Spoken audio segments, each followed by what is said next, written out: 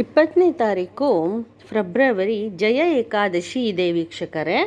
ಜಯ ಏಕಾದಶಿ ದಿನ ಇದು ಶುಕ್ಲ ಜಯ ಏಕಾದಶಿ ಅಂತ ಹೇಳ್ತಾರೆ. ನೋಡಿ, ಈ ಏಕಾದಶಿ ದಿನ ಪ್ರತಿಯೊಬ್ಬರು ಮಾಡಲೇಬೇಕಾದಂಥ ಒಂದು ವ್ರತ ಇದು ನಿಮ್ಮ ಎಲ್ಲ ಪಾಪಗಳನ್ನೆಲ್ಲ ತೊಡೆದು ಹಾಕತ್ತೆ. ಮತ್ತು ಇದರಲ್ಲಿ ಬ್ರಹ್ಮ ಹತ್ಯೆ ಮಾಡಿದಂತಹ ಮಹಾಪಾಪ ಎಲ್ಲ ವಿನಾಶ ಆಗತ್ತೆ. ಈ ವ್ರತ ಯಾರು ವಿಶೇಷವಾಗಿ ಆಚರಿಸ್ತಾರೆ ಅವರಿಗೆ ಪಿಶಾಚಿ ಯೋನಿಯಲ್ಲಿ ಮತ್ತೆ ಜನ್ಮ ತಾಳುವಂಥ ಪರಿಸ್ಥಿತಿ ಬರೋದಿಲ್ಲ. ಯಾರ್ಯಾರು ಪಾಪಕರ್ಮಗಳು ಮಾಡಿರ್ತಾರೆ ಅವರು ಪಿಶಾಚಿ ಯೋನಿಯಲ್ಲಿ ಜನಿಸ್ತಾರೆ.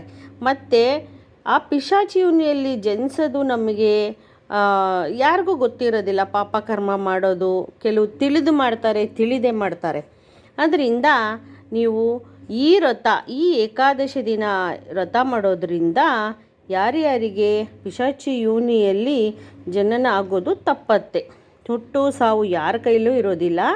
ಆದ್ದರಿಂದ ಈ ವ್ರತ ಆಚರಣೆಯಿಂದ ಮಹಾಪುಣ್ಯನ ನಿಮಗೆ ದೊರಕುತ್ತೆ. ಅಷ್ಟೇ ಅಲ್ಲ ವೀಕ್ಷಕರೇ, ಇದರಲ್ಲಿ ಒಂದು ಕತೆ. ಈ ಕತೆ ನೋಡಿ, ಕೃಷ್ಣ ಯುಧಿಷ್ಠಿರನಿಗೆ ಹೇಳಿರುವಂಥ ಕತೆ. ಈ ವ್ರತದ ನಿಯಮ, ಪಾಪ ಪುಣ್ಯ ಕರ್ಮ ಏನು ಅಂತ ಎಲ್ಲ ತಿಳಿಸ್ಕೊಟ್ಟಿರುವಂಥದ್ದು ಸಾಕ್ಷಾತ್ ಭಗವಾನ್ ಕೃಷ್ಣ ಯುಧಿಷ್ಠಿರನಿಗೆ ಹೇಳುವಂಥ ಕತೆ ಇದು. ಅದರಿಂದ ನೀವೆಲ್ಲರೂ ಇದನ್ನು ಅರ್ಥ ಮಾಡಿಕೊಂಡು ಈ ವ್ರತ ಆಚರಣೆ ಮಾಡಿ. ಮಾಘ ಮಾಸದಲ್ಲಿ ಬರುವಂಥ ಇದು ಶುಕ್ಲ ಪಕ್ಷದಲ್ಲಿ ಬರುವಂಥ ಜಯ ಏಕಾದಶಿ ಅಂತ.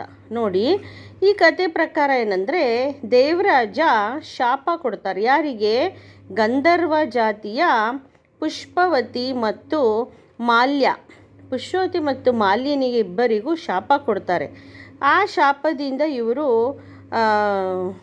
ಪಿಶಾಚಿ ಯೋನಿಯಲ್ಲಿ ಹುಟ್ಟೋ ಅಂತ ಒಂದು ಶಾಪ ಕೊಡ್ತಾರೆ. ಅದರಿಂದ ಈ ವ್ರತ ಆಚರಣೆ ಮಾಡಿ ಇಬ್ಬರೂ ಕೂಡ ಪಿಶಾಚಿ ಯೋನಿಯಲ್ಲಿ ಹುಟ್ಟೋ ಅಂಥದ್ದು ಒಂದು ಇದನ್ನು ಶಾಪ ವಿಮೋಚನೆ ಮಾಡ್ಕೋತಾರೆ. ಈ ವಿಷಯ ದೇವರಾಜನಿಗೆ ತಿಳಿಯುತ್ತೆ.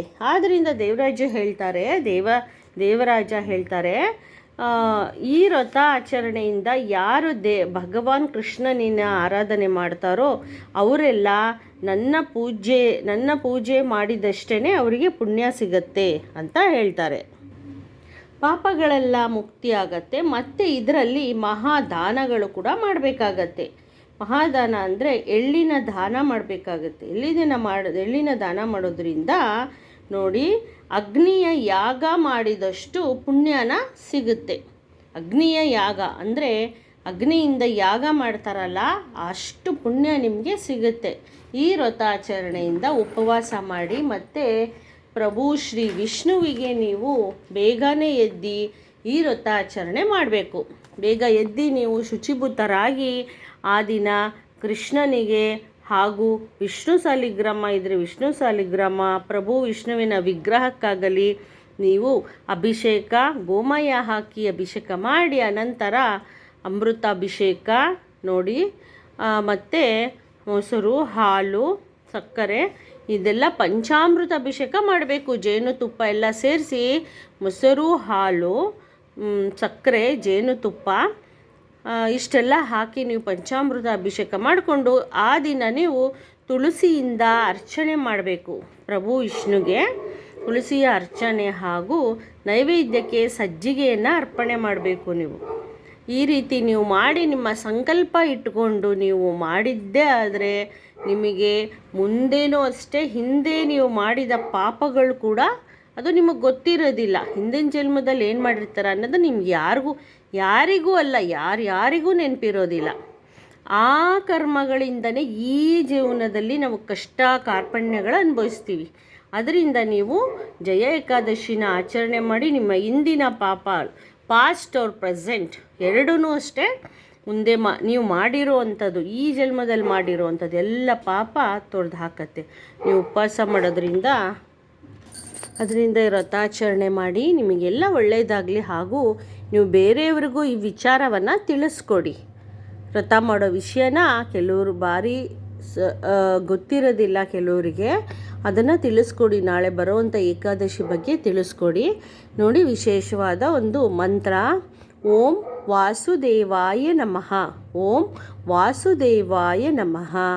ಓಂ ವಾಸುದೇವಾಯ ನಮಃ ಅನ್ನೋ ಒಂದು ಮಂತ್ರನ ತುಳಸಿ ಮಾಲೆಯಲ್ಲಿ ಒಂದು ಮಾಲ ಫುಲ್ಲು ಜಪ ಮಾಡಿ, ಹಾಗೂ ನಾಳೆ ಸಂಜೆ ನೀವು ವಿಶೇಷವಾಗಿ ಭಜನೆ ಕೂಡ ಮಾಡ್ಕೋಬೇಕು.